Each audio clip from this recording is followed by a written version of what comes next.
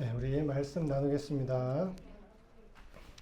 오늘 본문은 다윗이 지긋지긋하면서도 공포스럽고 두려운 이 사울 왕의 추격을 피해서 블레셋으로 정치적인 망명을 하는 이야기입니다. 다윗은 하나님께 기름 부은 왕인 이 사울을 칼로 대적할 수가 없었습니다. 그래서 그가 할 수 있는 일이라고는 사울을 피하여 도망하는 일뿐이었습니다. 이 도주 생활이 장장 10년에 가까이 이어집니다. 참으로 고단하고 힘든 여정이었을 것입니다. 오죽하며 이제 더는 피할 곳이 없다 이렇게 여겨진 다윗이 마침내 1절의 고백을 하게 됩니다. 다윗이 그 마음에 생각하기를 내가 후일에는 사울의 손에 붙잡히리니 블레셋 사람들의 땅으로 피하여 들어가는 것이 좋으리로다. 사울이 이스라엘 온 영토 내에서 다시 나를 찾다가 단념하리니 내가 그의 손에서 벗어나리라. 다윗은 예전에도 단신으로 블레셋에 망명을 한 적이 있었습니다. 그리고 블레셋의 크나큰 위협이요 이스라엘의 용장이었던 다윗은 자기 생명을 보존하기 위해서 그 블레셋 지경 안에서 미친 척을 하게 됩니다. 아기스 왕도 깜빡 속아 넘어갈 만큼 완벽한 연기와 조심성을 발휘했을 것입니다. 그러나 이제 또다시 적국인 블레셋으로 넘어가야 되는 이 다윗에게는 이제는 단신이었던 그때와 달리 아내인 아히노암과 아비가일을 비롯해서 자신을 따르는 600여 무리들과 그 가족들이 있었습니다. 엄청난 숫자에 달하는 이들을 데리고 다니면서 사울 왕의 집요한 추적을 피해 다니던 권고함이 다윗과 무리들에게는 한계에 다다른 것 같습니다. 그래서 다윗은 1절에 결단을 한 것입니다. 어떻게 보면 도박과도 같은 승부수이기도 하죠. 다윗에게는 이러한 승부사의 기질이 좀 있는 것 같습니다. 자신과 무리들의 실체가 발각되게 되면 블레셋 그 지경 안에서 한순간에 몰살당할 수도 있는 것입니다. 말 그대로 사자 굴 속으로 들어가는 것 아닙니까? 그러나 다윗은 10여 년에 걸치는 기간 동안 자신과 또 무리들을 지키시고 보호했던 그 하나님의 손길을 기억했을 것입니다. 그리고 블레셋 안에서 비록 단신의 몸이었지만 그 미치광이 행세를 하면서도 들키지 않고 무사하게 보냈던 이 과거를 돌아보면서 하나님의 그 보호하심을 체험했던 그 믿음을 또 붙잡았을지도 모릅니다. 다윗은 자신의 능력과 용사들의 용맹과 더불어서 하나님의 그 보호하심과 붙드심을 바라보고 이 1절의 도박과도 같은 승부수를 띄우고 있었을 것입니다. 다윗은 블레셋의 아기스 왕이 비록 예전에 다윗에게 한번 속았다고 할지라도 이번 망명에서는 자기 혼자 들어가는 것이 아니고 자신과 가족들 그리고 600여 무리들과 다 함께 건너가는 것이기 때문에 아기스 왕이 받아들여 줄 것이라고 측근들과 논의해서 판단했을 것입니다. 그리고 다윗의 예상대로 사울 왕은 블레셋으로 넘어간 다윗을 더 이상 쫓지 못합니다. 그리고 아기스 왕은 그와 그의 부하의 예측대로 다윗과 600여 용사 그리고 그 가족들을 환대해 줍니다. 이렇게 많은 무리가 넘어왔는데 설마 또 속일 수 있으랴 그리고 받아들여 주었겠죠. 아기스 왕은 놀라운 장수인 이 다윗과 용맹한 600의 정예 부대를 큰 기쁨으로 받아들였습니다. 자신에게 더 없는 힘이 되어줄 것이라고 여긴 까닭입니다. 그래서 시글락 촌읍에 정착하여 살아가게 합니다.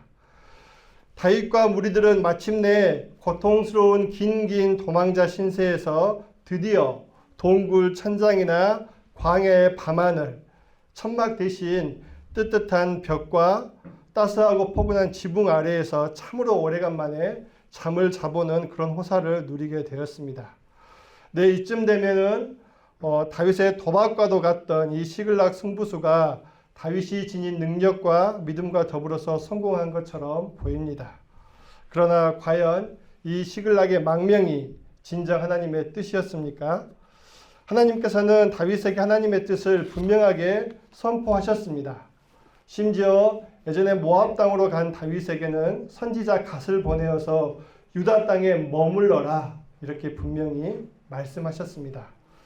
하나님의 뜻은 다윗이 그리고 다윗의 무리들이 아무리 도망자 신세가 비참하고 힘들어도 소망을 가지고 그 이스라엘 안에서 버티라는 것이었습니다. 물론 다윗의 입장에서는 충분히 반문할 수도 있죠. 가령 한 가지만 보더라도 하나님 저한테 이스라엘 안에 머무르라고 하시면서 왜 저한테 자꾸만 이렇게 무리들을 보내고 또 붙이십니까?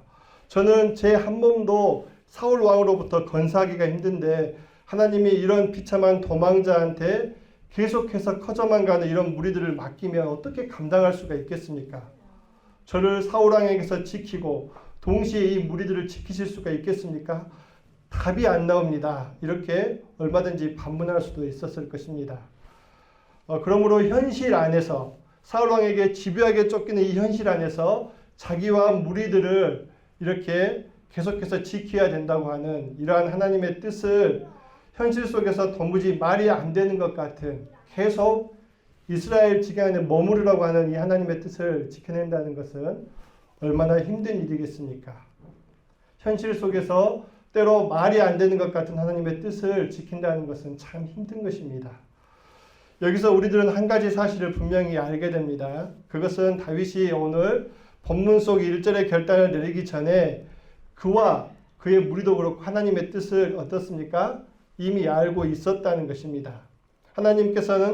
하나님께서 친히 다윗에게 기름을 부어서 다음 세대 왕으로 세우셨으므로 사울 왕과 그의 왕자를 하나님께서 친히 처리하시고 다윗을 다음 왕자에 올리기까지 이스라엘 안에 머물면서 사울 안의 추격을 버티면서 하나님의 때를 소망하면서 계속해서 기다리라는 것, 그게 하나님의 뜻이었습니다. 그런데 문제는 다윗과 그 무리들이 하나님의 때가 도대체 언제, 어느 때, 어떠한 방식으로 도래할 것인지 그 미래를 어때요? 알 수가 없었다는 것입니다. 자기들은 더 이상은 숨을 데가 없다고 하는 이 절박함 속에서 궁지에 계속해서 몰리고 있는데 하나님의 뜻이 어떻게 언제 이루어진다고 소망하면서 계속 기다릴 수가 있겠습니까? 현실이 너무나 무거웠던 것입니다. 사울 왕은 그리고 여전히 강대해 보였습니다. 그러므로 여러분들 다윗은 하나님의 뜻을 그가 처한 상황 속에서 온전하게 행할 수 있는 믿음이 어때요? 더는 없었다는 것입니다. 그래서 그는 허무맹랑해 보이고 또 너무나 요원해 보이는 하나님의 뜻 대신에 최선을 다해서 참모진들과 제2의 길을 모색합니다. 그것이 바로 시글락 망명인 것이죠. 그리고 이 도박 같은 망명의 시도에서 다윗은 하나님을 믿음으로 붙들면서 자신과 무리들에게 또 우리도 나름 최선을 다해서 하나님의 뜻을 행하고 있다고 자평했을 것입니다. 일단 살아야지 다음 세대의 왕이든 뭐든 될 수 있는 것 아니겠습니까? 그러므로 살고자 블레셋으로 떠나는 그 길도 결코 쉬운 길은 아니지만 우리가 보호하신 하나님을 믿고 다 블레셋으로 들어가는 승부수를 띄우자. 하나님 도와주십시오. 이렇게 결정했을 것입니다. 사랑하는 여러분들, 이것이 바로 다윗과 그 무리들의 현재 믿음의 수준인 것입니다. 저들이 하나님의 뜻을 분명히 알고 있었다면 그들의 믿음의 수준에서 좀 더 성숙해서 어떻게 하면 좋았을까요? 먼저 다윗과 그 무리들이 하나님과 씨름했으면 어땠을까? 기도하면서 씨름했으면 어땠을까? 그렇게 생각합니다. 하나님 아버지, 더는 물러설 곳이 없습니다. 하나님 뜻을 현실 속에서 따르고자 하지만 너무나 힘이 듭니다. 어떻게 해야 됩니까? 우리들은 하나님의 뜻을 온전히 지금 이 현실 속에서 따를 수 있는 믿음도 소망도 더는 없습니다. 하나님 제발 당신 뜻을 붙들 수 있도록 좀 도와주십시오. 어리석은 우리에게 조금이라도 그 앞길을 보여주십시오 하고 다윗과 무리들이 금식하면서 부르짖고 하나님을 붙들고 기도로 씨름하면서 그 앞으로 나갈 길을 구하는 그러한 믿음을 발휘했어야 할 것입니다. 그런데 아직 그러한 믿음의 성숙까지 나가지 못한 것입니다. 이러한 믿음을 소유한다는 것은 어떻게 쉬운 일이겠습니까? 사실상 우리들의 능력과 믿음만으로는 이러한 믿음의 수준으로 믿음의 성숙으로 자라갈 수가 없을 것입니다. 왜냐하면 믿음의 성숙이라고 하는 것은 내 안에서 나의 결단과 능력과 노력으로 나의 믿음이 성장 성숙하는 것이 아니고 하나님의 섭리하시는 은혜로 말미암아 믿음이 성숙하는 까닭입니다.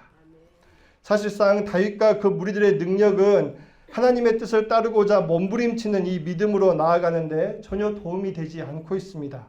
다윗의 명성, 그의 용맹과 전설적인 무용담, 지도자로서 그가 지니고 있는 정치적인 능력과 카리스마, 600명의 부하들의 전투력과 충성심 등이 현실 가운데 이 허무맹랑해 보이는 하나님의 뜻을 붙들려고 하는 이 믿음에 무슨 도움이 되었겠습니까?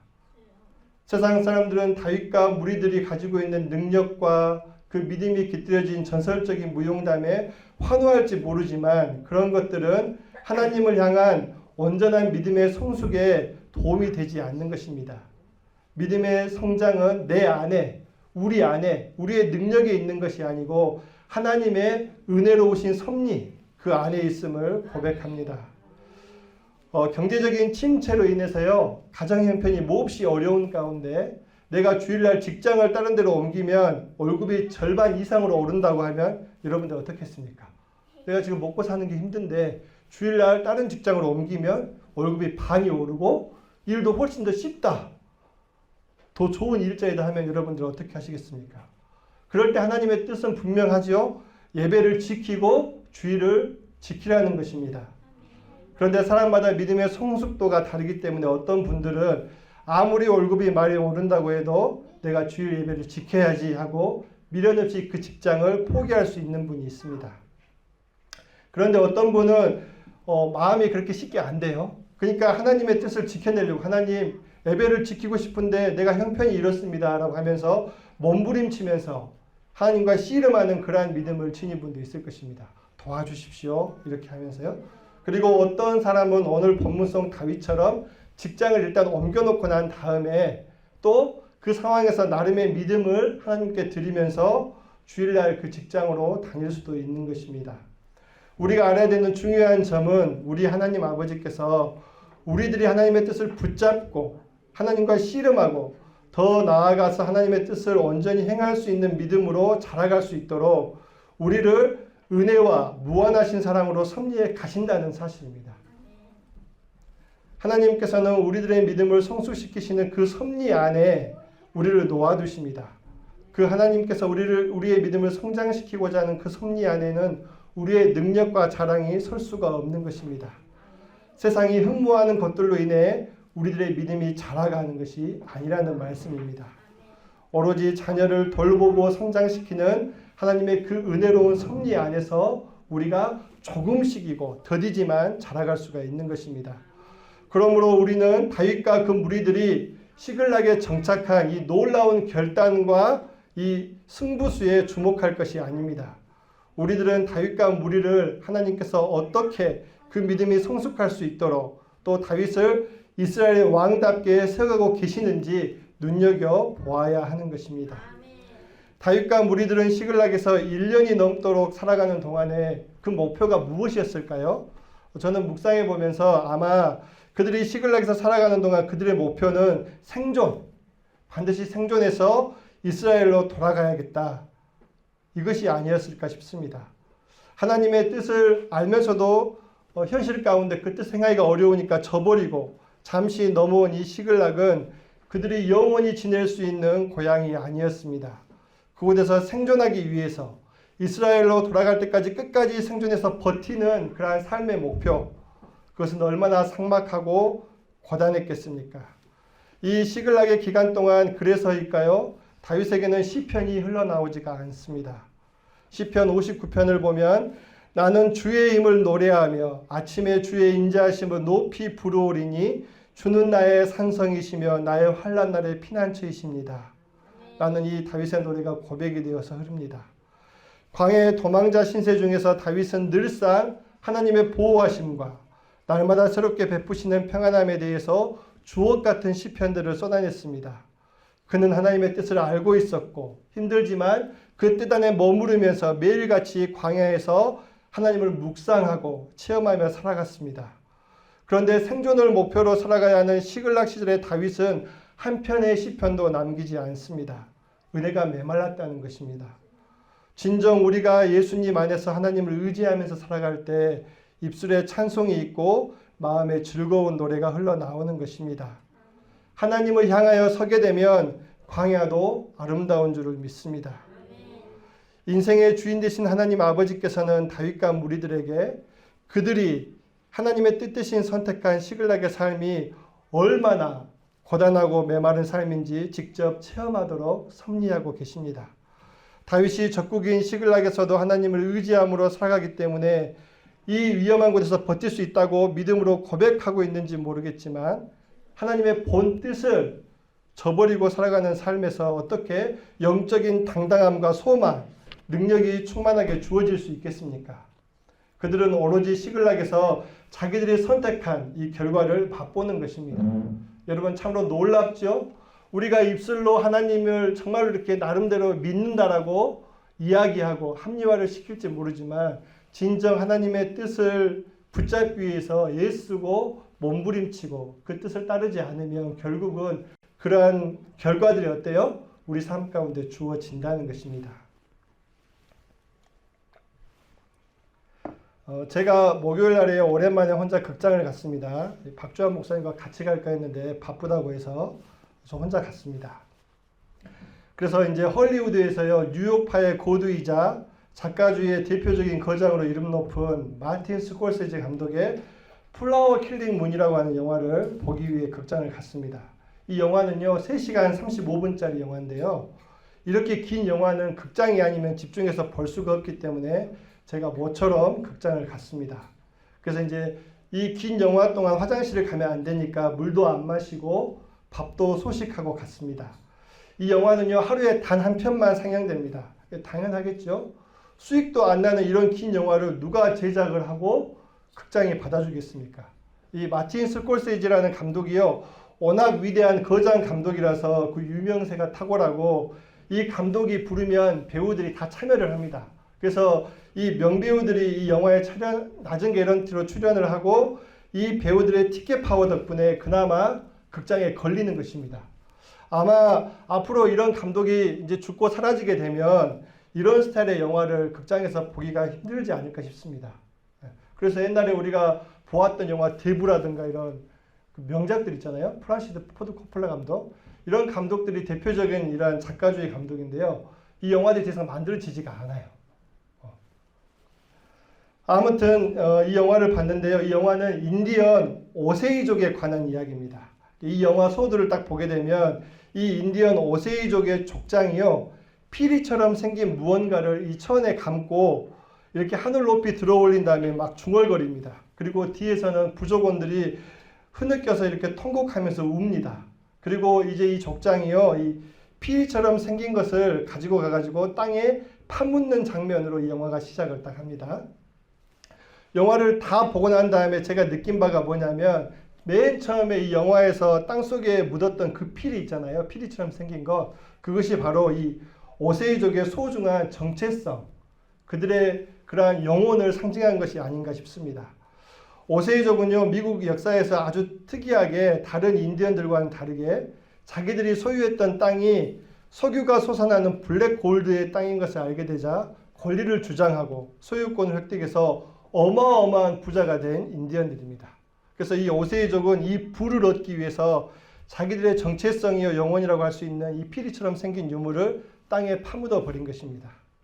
그리고 영화는 이 오세이족이 석유로 인한 돈 때문에 그 부자가 되었지만 백인들에게 살해당하고 이용당하는 장면들을 여과 없이 보여줍니다. 자신과 자녀들의 안전과 번영을 위해서 백인들과 결혼한 이 오세이족은 영원히 갈기갈기 찢겨집니다. 왜냐하면 순수한 인디언이 오세이족은 남편의 진실된 애정과 아내의 참된 존경 없이 욕망으로 살아가는 이 백인 사회의 결혼을 감당해내지를 못합니다. 그래서 오세이족의 여인들은 소모성 질환에 걸려서 파리하게 말라가다가 다 죽어버립니다. 오세이족의 건강한 남성들은 아내의 존경을 받지 못한 채 술에 취하고 약물에 취해서 죽어갑니다. 저는 이 영화에서 인상 깊었던 장면이요. 여주인공인 몰리가 앞으로 자기 남편이 될 이 레오나르도 디카프리오에게 폭풍우가 치는 밤에 그 창문을 열어놓으라고 합니다. 그리고 아무 말도 하지 말고 내 옆에 앉아서 조용히 침묵하자고 말하는 그런 장면이었습니다. 그녀는 백인 사회 속에서도 인디언의 순수한 영혼과 거룩한 자연을 맛보고 싶어 했습니다. 하지만 그런 그녀도 결국은 백인 사회 속에서 병들어서 죽어갑니다. 저는 이 영화를 보면서 오세이족들이 그 많은 돈을 선택했음에도 불구하고 전혀 행복하지가 않고 대부분이 병들거나 고통 속에서 죽어나가는 데 비해서 백인들은 여전히 건강하고 탐욕스러운 삶을 살아가는 이 대비되는 모습을 보고 생각했습니다. 오세이족과 백인들이 전혀 다르구나 이렇게 말입니다.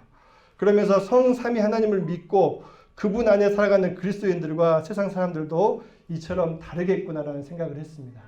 여러분, 우리가 세상 사람처럼 살고 선택하면 절대로 행복할 수 없는 것입니다.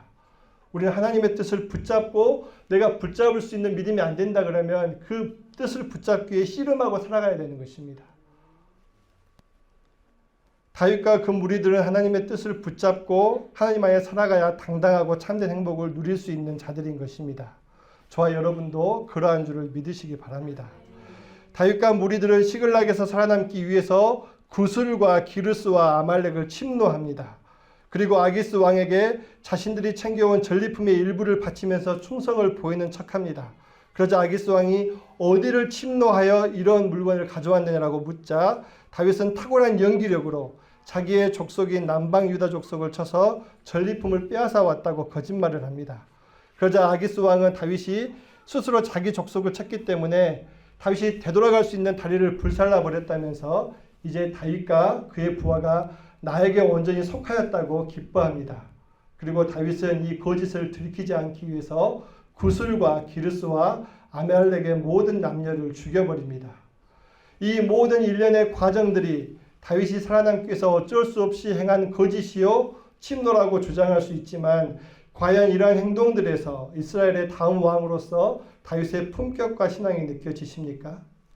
심령이 하나님에 대한 노래가 말라버린 다윗, 생존을 위해서 잔인한 도적질처럼 행동하는 다윗, 아기스 왕에 의심받지 않으려고 전전긍긍하면서 거짓말을 지어내고 있는 다윗의 모습을 보게 됩니다. 물론 그럼에도 불구하고 그 아기스 안에서 다윗은 다윗과 무리들은 하나님을 붙잡고 그분의 보호하심을 믿으면서 살아가고 있죠. 그들 믿음의 수준대로. 하지만 그럼에도 불구하고 하나님의 뜻을 온전히 행함 없이 그 뜻 안에서 여러 많은 부분에서 떠나 살게 되면 결국은 사람은 추해지고 수치스러워지는 것입니다. 그러므로 믿음의 성장이라고 하는 것은 우리가 하나님의 뜻을 바로 알고 그 뜻 안에 온전히 머무를 수 있는 그러한 것입니다. 그렇게 조금씩 자라가는 것입니다. 마침내 1년 4개월이 지난 후에 다윗과 무리들에게 심각한 위기가 닥쳐오게 되지요. 그것은 바로 아기스 왕이 사울 왕과 이스라엘과 전쟁을 마침내 일으키게 되었는데 그 전투에 다윗과 무리들도 함께 세우고자 한 것입니다. 다윗이 도대체 얼마나 탁월한 연기력으로 구워 삶았으면요. 아기스 왕이 이렇게 다윗을 신뢰한 것입니다. 다윗을 신뢰하는 것이 반석 같습니다. 이제 다윗과 무리들은 적국 블레셋의 성봉에 서서 자기의 민족인 이스라엘을 치게 됐습니다. 막말로 다윗이 자기 민족 이스라엘을 치게 되면 어떻게 다음번 이스라엘의 왕이 될 수가 있겠습니까? 절체절명의 위기가 찾아온 것입니다. 이미 다윗 왕이 블레셋으로 넘어간 것도 다 알고 있을 것 아닙니까? 어느 웬만큼 사람들은. 그러면서 이 다윗 왕이 변절자다, 다윗이 변절자다, 그 무리에 대해서 온갖 안 좋은 것이 이미 이스라엘 안에 이렇게 넘쳐나고 있을 텐데 이제 이런 일이 벌어지게 되면 어떻게 되겠습니까? 여러분들 그러고 보면요, 인생이라고 하는 것은 하나님, 내가 현실 가운데 하나님 뜻을 도저히 현실적으로 행할 수가 없습니다. 그래서 내 나름대로 내 노력과 또 내 나름의 믿음을 가지고 최선을 다해서 다른 선택을 한다 할지라도 여러분 어때요? 힘들기는 매 한 가지인 것입니다. 인생은요, 이 선택을 하든 저 선택을 하든 녹록치가 않고 힘든 것은 매 한 가지라는 것입니다. 살기 위해서 자존심이고 명예고 다 내버리고 원수인 블레셋으로 건너와서 시글락 촌읍에 정착했는데 그곳에서 살아가는 삶도 역시 권고하고 침노하고 거짓말을 일삼아야만 하는 삶이었다는 것입니다. 생존만을 목표하고 기약이 없는 이스라엘로의 회귀를 소망하면서 버티던 이 시글락의 삶은 마침내 이런 무서운 위기가 찾아오고만은 광야와 별반 다를 바가 없는 그런 삶이었다는 것입니다. 그러나 우리 하나님께서는 이처럼 인간의 모든 희망과 노력이 멈추는 자리, 우리 인생 가운데도 그런 때가 있잖아요. 우리의 모든 노력과 희망이 멈추는 자리, 하나님 도우심 외에는 도저히 뭐 할 수 있는 게 없는 그러한 자리가 한 번씩 오지 않습니까? 그럴 때 그런 자리에서 하나님은 하나님의 영광을 찬란하게 비추시는 줄을 믿으시기 바랍니다. 하나님께서는 다윗과 그 무리들이 하나님의 뜻을 알매도 불구하고 하나님과 기도로 씨름하지 않고 자기들의 능력과 지혜, 거기에 하나님을 향한 믿음의 명분을 더해서 선택한 이 시글락의 삶을 온전히 섭리해 가면서 다윗과 그 무리들을 빚어가고 계시는 것입니다. 아마도 다윗은 아기스 왕을 호위하는 이 블레셋 군대의 장수로 참전하고 진군하던 매 순간순간마다 하나님 도와주십시오. 답이 없습니다. 이렇게 하면서 간절히 하나님의 도우심을 구했을 것입니다. 그러지 않았을까 하고 생각합니다. 그리고 다윗은 하나님의 이 섭리의 은혜를 충만하게 맛보게 됩니다. 여러분, 다윗이 블레셋의 장수로 이스라엘 군대와 싸우기 위해서 부하들과 아기스 왕 옆에 섰을 때요, 그때 다윗의 이스라엘 장수로서 지녔던 그 모든 명예와 권위는 깊은 수치심으로 어때요? 땅바닥에 곤두박질 쳐버린 것입니다. 그는 변절자가 되었고 살기 위해서 진정 소중한 것을 버려버린 그런 자가 될 수 있는 무서운 수치가 이제 그의 앞에 있는 것입니다. 그렇잖아요? 그의 본뜻은 그게 아니었지만 그는 정말로 살기 위해 진정 소중한 것을 버린 자가 되어버릴 무서운 수치가 그의 앞에 이제 놓여져 있는 것입니다. 그런데 하나님께서는 이 무서운 수치와 절망의 늪에서 다윗을 건져주십니다. 강남은 거대한 정신병원이다 라고 하는 책을 쓴 김정일 이 원장님은요, 강남에서만 28년 동안 정신상담센터를 운영한 분입니다. 그분이 이제 강남은 거대한 정신병원이라는 책을 썼거든요. 그는 대한민국에서 가장 잘 산다고 하는 이 강남 사람의 특징이 크게 두 가지가 있다고 이렇게 책에서 썼습니다. 첫 번째는 뭐냐면 강남 사람은 절대로 다른 사람을 믿지 않는다는 것입니다. 그리고 나머지 하나가 놀라운 것이었는데 강남 사람은 수치심이 가득하다고 했습니다. 그러면서 그는 강남 사람들이 타 지역 사람보다 자살률이 2배 이상 높은데 그 이유가 바로 수치심이라고 그렇게 쓰고 있습니다. 강남 사람들은 타인을 믿지 않고 심각한 비교와 경쟁 속에서 살아가면서 늘 수치심을 느낀다고 합니다. 그리고 그 수치심을 느끼면서도 계속해서 잘못된 선택을 하는 경우가 많다고 합니다. 그렇게 수치심이 쌓여가다가 어느 순간 어때요? 자기 자신에 대한 희망을 잃어버리게 되면 자살로 다가간다고 했습니다. 그래서 그는 강남 사람들에게서 수치심이 지니고 있는 무서운 파괴력을 보았다고 그렇게 적고 있습니다. 제가 임실교회에 있을 때요, 담임 목사님께서 이런 예화를 들려주셨습니다. 정육점을 경영하고 있는 한 성도가 있었답니다. 냉장고에 닭이 딱 한 마리가 남았는데요, 마침 마지막 손님이 들어왔습니다. 그래서 이 손님이 저기요, 식구들끼리 먹을 건데요, 닭 한 마리 좀 주세요 이렇게 했습니다. 주인이 신나게 마지막 닭을 딱 꺼내서 저울에 딱 올려놓았습니다.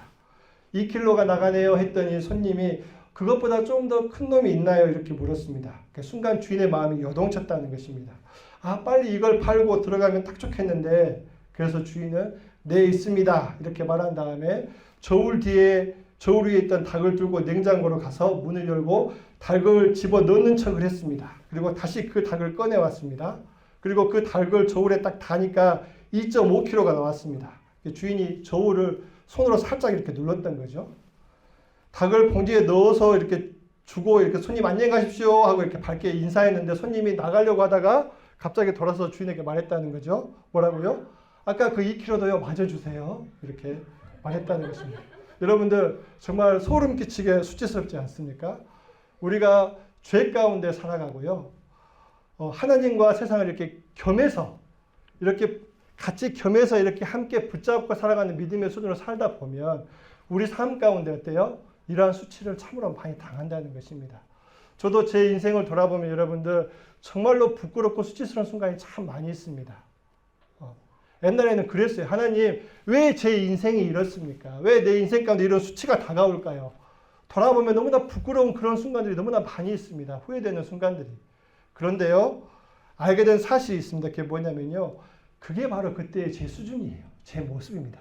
제 믿음이었던 것입니다. 하나님은 그런데도 불구하고 그러한 저를 어때요? 섭리로 인도해 주셨어요. 그러한 순간순간들이 있었기에 그 아픔과 광야의 고통을 겪고 지금의 제가 빚어진 줄을 믿습니다. 아멘. 여러분들도 그런 것입니다. 아멘. 그러므로 박영선 목사님은요, 책임감을 이렇게 표현하셨습니다. 책임감이라고 하는 것은 하나님께서 허락하신 그 허락함의 범주 내에서 열심히 살아가는 것. 그게 바로 책임감이라고 말씀하셨습니다. 다윗과 그 무리도 시글락에서 자기들의 죄악으로 인한 소소하고 큰 수치심들을 많이 맛보았을 것입니다. 자기 나라의 왕에게 목숨을 위협받고 더 이상 숨을 곳이 없어서 적국에 들어와서 살아가고 있는 그들의 심령 바닥에 무슨 자존심과 자긍심이 있었겠습니까? 도리어 수치심과 분노와 억울함이 가득했을 것입니다. 이스라엘 안에서 하나님의 뜻을 따라 사울 왕을 피해 다니던 광야에서는 그래도 명분이 있었고 하나님의 은혜로 인해서 없었던 그리고 그 수치심들이 시글락에서는 그들에게 가득했을 것입니다. 그러나 우리 하나님께서는 그러한 수치심들을 덮어주시고 더 나아가서 우리의 수치심들이 하나님의 은혜를 바라보게 하는 그런 아름다운 축복으로 뒤바꾸는 분이심을 믿으시기 바랍니다. 우리에게 아픔의 순간 수치의 그 현장이 우리 자신을 내려놓고 하나님을 바라보게 되는 은혜의 장으로 바뀌게 되는 것입니다. 하나님께서는 우리를 포기하신 적이 없고 늘 무한하신 은혜와 사랑으로 우리를 인도해 가신 것입니다. 블레셋의 방백들이 다윗과 그 무리들을 전쟁이 벌어지는 상황 속에서 도무지 믿지 못하겠다고 하면서 왕이시여 만에 하나라도 다윗과 무리들이 우리 진영 안에서 반란을 일으키면 어떡합니까? 이렇게 아기스 왕의 강력한 항의를 해서 다윗과 무리들이 전쟁에 나서지 않고 귀가를 하게 되죠. 그리고 또 이전에 보게 되면 다윗이 어떻습니까? 나발의 가물을 멸문시켜 버림으로 말미암아 수치를 당하게 됐을지도 모르는데 그런 상황에서 하나님께서는 지혜로운 여인 아비가일을 통해서 한 가문의 도륙을 막아주고 다윗에게 도리어 현숙한 아내를 주셨습니다. 그리고 이 다윗을 덮어주시고 그러한 삶 가운데 늘 함께 하심으로 그를 섭리 가운데 인도해 주신 것입니다.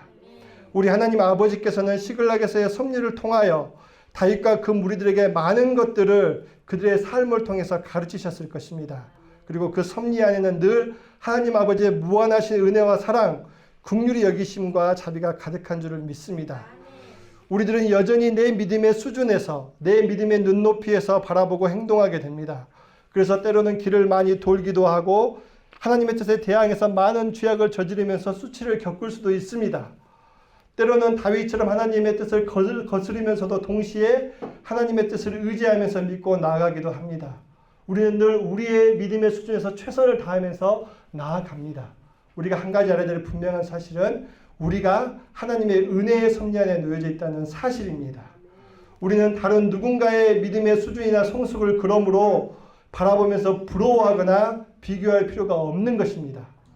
사랑하는 여러분들 기억하시기 바랍니다. 우리들을 향한 하나님의 절대적이신 은혜, 그 은혜는 항상 우리에게 그리고 나에게 가장 좋은 믿음의 성숙의 길로 인도해 가시는 것입니다. 왜 저 사람처럼 저를 인도해 주지 않습니까? 왜 하나님 저는 박주환 목사님처럼 그렇게 인생의 길을 걸어오지 못했을까요? 하고 여러분들 비교하면서 후회할 필요가 없는 것입니다. 저는 저기에 가장 맞는 믿음의 길로 인도해 주신 줄을 믿으시기 바랍니다. 여러분도 마찬가지입니다. 우리의 죄악과 연약함으로 말미암는 수치마저도 하나님의 영광을 바라보는 은혜가 될 수 있도록 우리를 빚어주시는 그러한 놀라우신 하나님의 섭리입니다. 그분의 뜻 안에서 여러분들의 인생을 당당하고 아름답게 또 최선을 다해서 넘어지고 일어서고 넘어지고 일어서면서 걸으시는 여러분들 되시기를 진심으로 축복합니다. 기도하겠습니다. 참으로 좋으신 아버지 하나님, 우리들이 하나님의 자녀로서 믿음의 장성한 분량에 이르기까지 늘 눈동자와 같이 보호하시며 은혜롭고 무한하신 사랑의 섭리하심으로 인도해 주신 것을 감사합니다.